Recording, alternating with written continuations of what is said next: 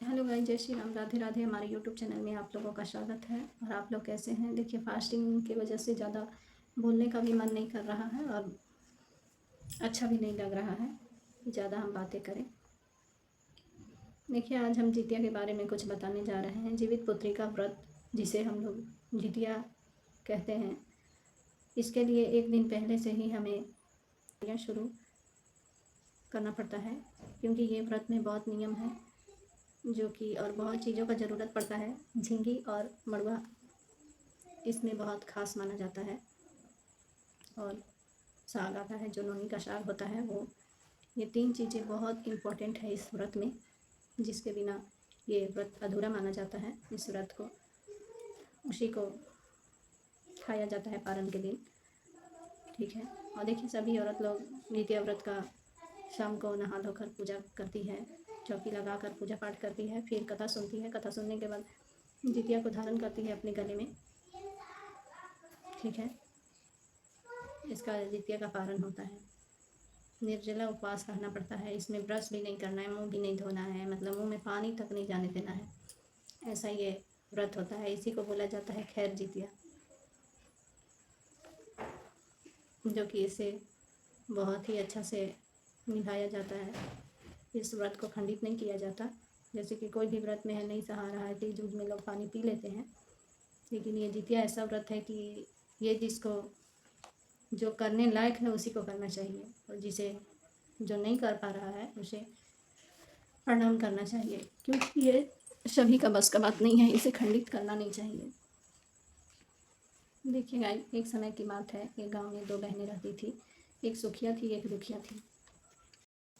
और सुखिया जो थी बहुत अमीर थी, और दुखिया जो थी वो बहुत गरीब थी। उन लोगों का नाम का असर उन लोगों के भाग्य पे भी पड़ा, उन लोगों का किस्मत पे भी। देखिए, जो दुखिया थी वो बहुत गरीब थी और सुखिया के घर में काम करती थी। तो सुखिया क्या करती थी उसे, कि जो भी मतलब उसके घर का खाना बचता वो दुखिया को दे देती थी कि ले जाओ, ये तुम्हें काम आएगा। वो काम का पैसा नहीं देती थी, वो खाना ही देती थी। तो वो दुखिया जब वो खाना लेकर जाती तो अपने बच्चे को खिलाती। फिर काम करते करते काफ़ी समय हो गया, तो दुखिया गई काम करने जितिया के दिन। वो उपवास थी, व्रत की थी, और उसी में वो गई अपनी बहन के घर में काम करने। उसकी बहन बोली कि क्या बात है दुखिया, आज इतना लेट कैसे हो गई?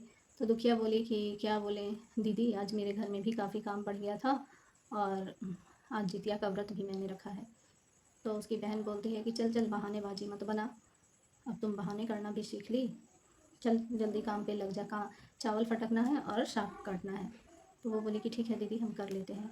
तो दुखिया बेचारी चावल फटकी, चावल को मतलब अच्छा से साफ़ की। साफ़ करने के बाद जो खड़ा चावल था वो उसका अलग रख दी, और जो टूटा हुआ चावल था वो उसे अपने घर ले गई। और जो साग बनाई, तो साग का जितना डंडी था वो अपने साथ ले गई, और पत्ता अपनी बहन को दे दी। वो मतलब ले जाकर अपने घर गई, तो उसका बेटा बोलता है, मम्मी खाना क्या लाई है, कुछ खाने के लिए है? तो उसकी मम्मी बोली कि नहीं बेटा, थोड़ा देर रुको, मैं तुरंत खाना बना कर देती हूँ। टूटा हुआ टुकड़ा चावल था, उसका चावल बनाई और डंठल का सब्ज़ी बनाई, और वही बच्चे को दी खाने के लिए। फिर जब रात हुआ तो वो सो रही थी, खा पी कर मतलब बच्चे को खिला के सो गई। और फिर जब रात हुआ तो उसके घर में एक बूढ़ी माँ आई। गेट खटखटाई तो फिर वो नींद में थी, जाकर खोली। बोली क्या हुआ माँ, क्यों इतने रात को परेशान कर रही हो? तो बूढ़ी बोली कि बेटा, मुझे कुछ खाने के लिए दोगी, हमें बहुत भूख लगी है। तो वो जो दुखिया थी बोली कि ठीक है अम्मा, मेरे घर में खुदी का चावल है, और ये क्या बोलते हैं, साग का डंटी का सब्ज़ी बनाए हैं। तो बोलती है कोई बात नहीं, ला दो, हम खा लेंगे। तो उसे प्रेम से वो खाना निकाल कर दे देती है, और वो बूढ़ी माँ खा लेती है। खाने के बाद वो बोलती है कि अब इतना रात हो गया, हमें आँख से दिखाई देता नहीं है, हाँ मेरा घर दूर है, हम कैसे जाएंगे? तो दुखिया बोलती है कि ठीक है माँ, आप यहीं पे सो जाओ, सुबह चली जाना। तो वो क्या करती है, नीचे अपनी माँ बेटा सोती है, और फिर उसी के बगल में बूढ़ी माता को लगा देती है, बेड लगा देती है, उसी पे वो सो जाती है बूढ़ी। तो वहाँ सोने के बाद जब रात में बूढ़ी माँ उठती है तो बोलती है कि बेटे बेटी, मुझे मतलब हमें बाथरूम जाना है, बोली। तो वो बोली कि ठीक है अम्मा, बाहर मेरे घर में तो बाथरूम नहीं है, तो आप जाओ बाहर किसी कोने में बैठ जाओ। तो वो क्या की कि बोली कि ठीक है। तो वो जाकर घर के कोना में ही कहीं अपना फ्रेश हो जाती है। फिर बोलती है, उसको उठाती है, बेटी मैं हाथ कहाँ साफ़ करूँ? तो वो बोली कि अम्मा आप मेरे बालों में ही हाथ को साफ़ कर लो। और वो बूढ़ी क्या की, उसका बाल जो था उसी में अपना हाथ पोंछ ली, और पोंछने के बाद वो वहाँ से चली जाती है। और जब सुबह होता है तो वो उठती है दुखिया, तो देखती है, जाती है नहाने। नहाने के बाद जब वो अपना बाल धोती है तो उसमें से सिर्फ सोने का पानी गिरता है। तो फिर जब बोलती है कि अरे याद आया उसे कि माँ मेरे घर में बाथरूम कर दी है, अब उसे जाकर हमें साफ़ करना होगा, उसके बाद मैं नहाऊंगी, साफ़ सुथरा करूँगी। तो वो पहले जाती है अपना घर साफ़ करने, और जब घर साफ़ करने जाती है तो देखती है कि घर में सिर्फ सोना ही सोना था, बहुत सारा। तो वो देखकर बहुत खुश हो जाती है, बोलती है कि ये सब बूढ़ी अम्मा जो आई थी उन्हीं का सब दिया हुआ है, लगता है कि जितिया भगवान आए थे मेरे घर में, उन्हीं का ये सब आशीर्वाद है। तो वही फिर अपनी बड़ी बहन के घर से तराजू मंगाती है कि जाओ बेटा से मौसी के घर से तराजू लेकर आओ कि इसको तौलेंगे कि कितना है। तो वो जब तराजू लेने जाता है तो पूछती है उसकी मौसी कि वाह बेटा इतना दिन बाद आया, मम्मी क्यों नहीं, माँ क्यों नहीं आ रही है काम करने? तो वो बोला कि बस माँ ऐसे ही नहीं आ रही है, तराजू दीजिए। तो वो तराजू देती है और तराजू में ना कुछ चिपका देती है, ताकि जो कुछ भी वो तौलेगी उसमें थोड़ा सा चिपक के आ जाएगा तराजू में। तो जब वो तौलती है, सोना तौलने के बाद जब वो तराजू भेजती है तो उसमें थोड़ा सा सोना लग जाता है। तो वो सोचती है कि जो इतना गरीब थी उसके घर में इतना सोना कहाँ से आया। तो वो पता करने के लिए अपनी बहन के घर जाती है। तो जाने के बाद जब देखती है बाहर से तो उसकी बहन का घर बहुत अच्छा बन चुका था, बहुत मतलब इन लोग बहुत अमीर हो गए थे, और सब लोग अच्छा कपड़ा लता गहना सब पहनी हुई थी, दुखिया और उसका बेटा भी अच्छा कपड़ा पहना था। तो जब सुखिया पूछती है कि बहन तुम्हारे साथ ये सब कैसे हुआ, तो सुखिया बोलती है, दुखिया पूछती है कि दुखिया से पूछती है सुखिया कि बहन तुम्हारे साथ ये सब कैसे हुआ, इतना कहाँ से खजाना ले आई?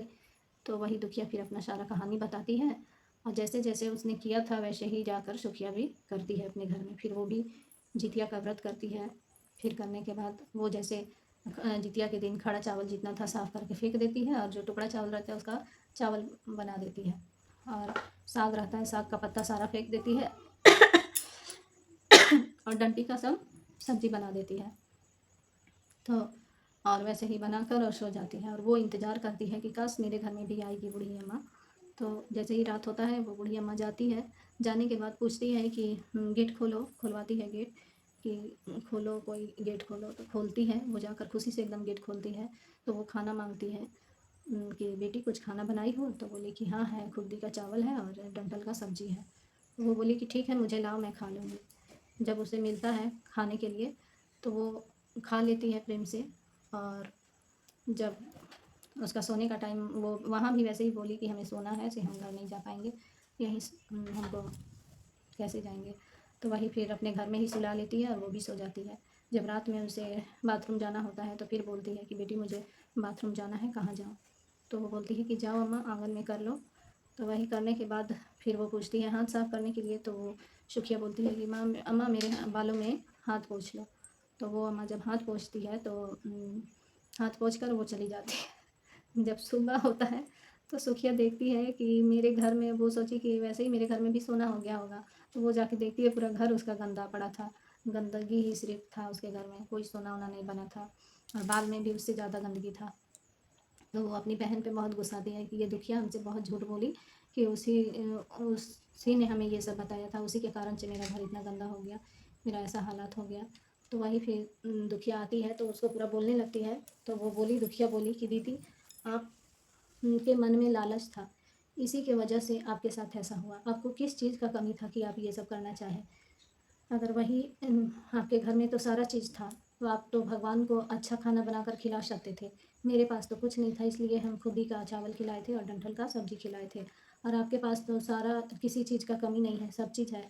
तो आप भगवान को अच्छा अच्छा खाना खिला सकते थे बनाकर, तो आप क्यों नहीं खिलाए?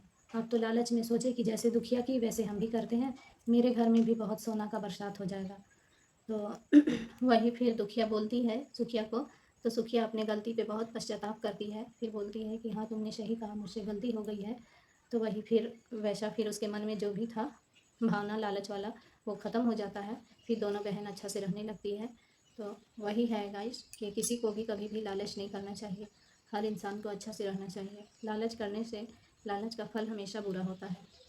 और किसी का भी सत्कार सच्चे मन से कीजिए तो वो ज़रूर सुनेंगे। ठीक है।